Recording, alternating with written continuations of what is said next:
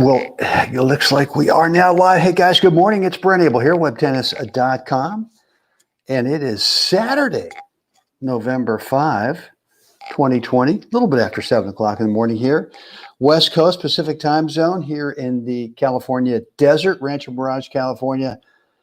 The Mission Hills Country Club. Got to get out there today with the Big O around 9 o'clock and kind of work the ball around on those beautiful grass courts. Got to be a little careful this time of year at that time, 9 o'clock. Courts are still just a hair damp. But I kind of like it, because it means I've got to be really on balance, really efficient with my movement so that, when you come into a split step, and like the first few times I played on grass on these grass courts, you go in a split step and your legs just splay out like there's, you're doing the ultimate cheerleader splits. Not great. But what you learn on these grass courts, especially when it's a little damp, is how to move, right? How to move super efficiently. And I kind of like it. So anyway, listen, hope you guys are having a great day so far wherever you are. And I got a couple of things I want to talk about today. I want to talk to you about something I got from Mr. Stowe.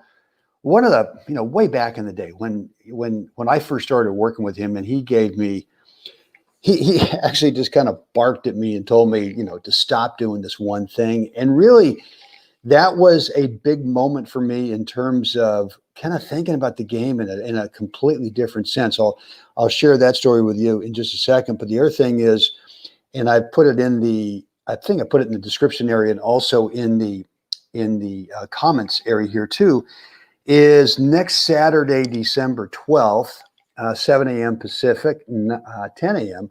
Did I put in 9 a.m.? I might have put in 9 a.m. in the description. I'll go back and clear that up if I did. But 7 a.m. Pacific, 10 a.m. Eastern, we're going to do a full-on immersion, an online immersion to help you get the kitchen right. And one of the things that we're going to or one of the guests is going to be the great Dr. James Loomis, who was featured in the movie The Game Changers. If you've not seen that documentary, I highly recommend it. I think you ought to get on top of that. And especially if you want to attend this immersion, getting the kitchen right next Saturday, December 12th. I think one of the prerequisites would be to go watch the documentary, The Game Changers. And again, Dr. James Loomis is gonna be one of the hosts next Saturday, December 12th. He's featured in the movie, and it's a spectacular movie if you've been thinking about, how can you boost your tennis performance in terms of getting quicker on the court, no matter where you're at right now, even if you're in great shape, and then also endurance as well. And all those things add up to becoming a much more consistent shot maker, which is what the story I'm about to tell you. So guys, there is a link. I want you to go check it out. It's worth your time. And look, if you can't make it, there will be a replay. I think there's I know there's a small charge, a small fee for attending, but if you can't make it and join us, there will be a replay that'll be available to those who do register. So follow that link, get signed up. Any questions beforehand, let me know, either direct message me or Brent@webtennis.com. All right. So when I first started working with Mr. Stowe, I came to him with kind of this DIYer, do-it-yourselfer game that I had that I thought, well, this is kind of what I'm supposed to be doing. And I sort of watched other players, and my interpretation of watching them was I developed this forehand that had this little thing up on the top of, I take that kind of turn, get ready for the forehand. And there was this little thing I did. And I can't really describe what the thing was. This was, trying to get ready to kind of prep the forehand. But he took a look at this thing. He said it was like a little flare. I don't know. He said, he looked at it first time and just said, stop that. What's that doing for you? And I just said, well, I don't know. And I didn't know. I mean, I had this little funky little, wave of the racket up there on top on the prep. And he just said, that's just all that's doing is you might think that looks kind of cool, but all that's doing is getting in your way of being consistent with your forehand. And so he just said, stop doing that. And, so once you get to a certain spot, once you turn, just leave it there. You don't have to, lasso it or whatever it is. You don't have to do that. Just leave it there. And what I discovered from that little kind of barking at me from Mr. Stowe, which was, stop it. Just no, you don't need that. It's just getting in the way. What I learned is that stroke technique efficiency is the key to be a much more consistent shot maker. And so over the years, what I've done is I've kind of gone through each one of my strokes and I've looked at, is there something that I could pare away that I just don't need, something I could cut out that I just absolutely don't need for this particular stroke? Could be forehand groundy, backhand, could be serve, could be approach shot, could be half volley, could be different type of transitional volley, volleys overhead, whatever it is. And I've also looked at too, in terms of strategies and tactics, what things I just don't need to do them. It's just kind of getting in the way of being consistent. And so I encourage you to think about this one thing today, is which one of your strokes is the least consistent, right? I mean, if someone were to say, well, you pick out that shot and it could be a forehand. For me, it's a forehand. My forehand is the least consistent shot. I don't know why, and I don't really care why, but I've got to keep studying it to make sure that I'm as consistent as possible. But you've got to find that one shot in your game right now that is the least consistent, and just go, and you got to get real. What are you doing on that, or with your shot technique on that stroke, that you could actually just take away? You don't need it. So for me, what I've done with my game, as I said, is that's been a big deal. How can I become the most efficient stroke technique wise? But that's the way I coach. And when I get someone brand new, I kind of look at their strokes, and I don't really add stuff. It's not like I want to add another layer to their game. I actually start picking stuff away. I just say, you know what? I don't think you need that part of the stroke. I don't think you need this. I don't think you need that. We start kind of doing some surgery in terms of cutting stuff away, taking things out, just so that there's less that can go wrong. And so, look, one of the things that I rail on a lot is there's a lot of emphasis. There's a lot of clickbait. There's a lot of stuff in headlines out there that are encouraging you to do more with stroke technique. And for me, I just don't believe in it. My whole thing is I think you ought to be doing less. And so I encourage you today, or the next time you go out in the court, or just start thinking, what's that one stroke in your game that is the least consistent, and start looking at it with a really critical eye for what are you doing that you could pull away, not what you could do to add to it, but what could you do right now to take away. And one way to do that might be with video.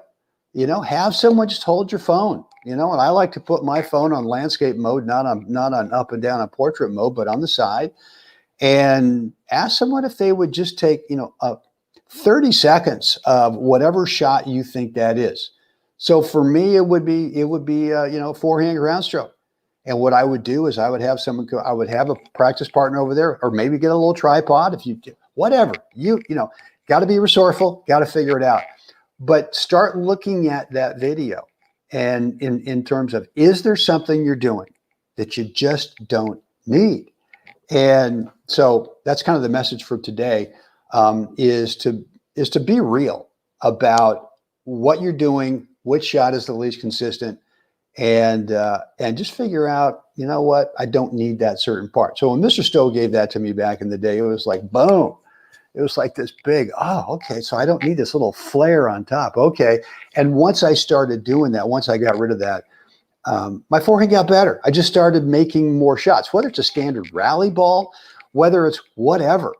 But the players that win get balls back in play. I know that might sound obvious, but you've got to become a consistent. If you're serious about winning more matches in singles and or doubles, you got to get more balls in play. And I'm not talking about pushing. I'm not talking about just shoving the thing back there. No, I'm talking about a high quality, clean forehand, backhand, whatever it is, and just just get serious about, God, I don't need all this flair. I don't need to do what Rafa does up here. I don't need to do what Fed does. Andreas, good morning. Let's see. Yeah, he's asking, well, let me kind of go ahead and put this up there. What do you recommend? Practicing the weaknesses or pushing the assets? Where should students put their preferences? Well, all I can tell you is that whatever it is that you work on, I think we need to work on all things. I think we continually need to shore up our weaknesses. And as I'm saying this morning, Andreas, I think one of the ways we do that with our weaknesses is we have a critical eye for maybe what are we bringing to the party that's getting in the way of that shot being consistent, and working on that, trying to pare away the unneeded. And then always working on, what are your strengths, and continuing to make sure that you don't think, well, I need to take that strength to such a spot that I could hit a winner off it every time. No, you're looking for consistency. And so just because you can bomb a big forehand and you can bomb a big backhand once in a while does not mean that that's what your goal is to just, 10 out of 10 every time you get that thing, just be able to bomb away. That's not reality in our tennis matches. So I do think that whatever it is you're working on, I think you need to work on both of those areas. You need to pick out one at a time. Now, look, what was it last week? We did the one thing exercise that I took you guys through, and that's a 30-day program. So if it's showing up a weakness, carve out the next 30 days. If it's let's say it's a slice backhand, and your slice backhand, I'm just saying yours, but maybe one of your students, that thing is just floating and sitting up and just, short, and it's begging your opponents or their opponents to take advantage of it. So work on that for a month. Don't do anything else. Work on that thing for a month, and then go off to something else, man. And then maybe work on one of those assets that you're talking about. Hope that helps. Andreas, I know what you're talking about, so that's fine. So guys, here is that link for next Saturday. It is also in the description area. It's also in the comments area here. Would love to have you join us. And there is a small fee. It's like, $39 or something like that. But it really is going to give you an idea of the kitchen, right? And why eliminating, well, here we go with the whole stroke technique theme today. What can you pare away? I was thinking about it today with my diet. It's not so much what I eat. It's much more about what I don't eat anymore, and then what I supplement with. And my supplements have changed. I used to take vitamins, individual vitamins, multivitamins. I've really switched now over to plant-based supplements, real food. And this made a huge difference for me. This made a huge difference in terms of the inflammation that my body produces from all the tennis. I mean, I'm working like a dog out there in my tennis game, on and off the court. And I don't have arthritis, but all of just the stiffness and soreness that if I wasn't taking 2 or 3 ibuprofen a day, maybe an hour before I went out to play or work out, man, it was just sluggish. I just didn't feel it, physically, mentally, just had no energy. So I was having to gulp down 2 or 3 ibuprofen a day. Well, that all stopped back in April of this year of 2020. Got turned on to a company, specifically a guy, a world-class cyclist, who helped me with a suite of plant-based products, supplements, as we know them, right? Capsules, tablets, protein, vegan protein powders, and also liquid concentrates.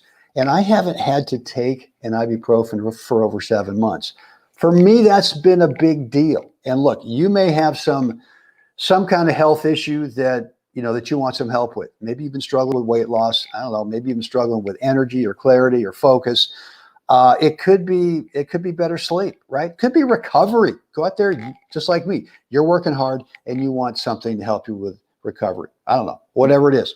And look, this stuff may not be the right fit for you. That's cool if it's not. But if you want a recommendation from me, just go ahead and shoot me an email, brent@webtennis.com. You can direct message me here on Facebook as well. So, guys, back to the message. Take today or the next time you're in the court and start thinking about what's that one stroke that you've got, or that maybe that one situation in a match. Could be singles, could be doubles, where as a shot maker, you're just not consistent enough, right? And let's take a look at that, or you go ahead and take a critical eye to that stroke and start to think not what I want to add to it, but instead, what do you want to take away, right? What part of technique? And for me, as I said back in the day with Mr. Stowe, the forehand was that little flare up on top of my forehand. So, guys, hope this has helped. As always, get out there today and help someone else have a spectacular day, guys. I'll see you again tomorrow.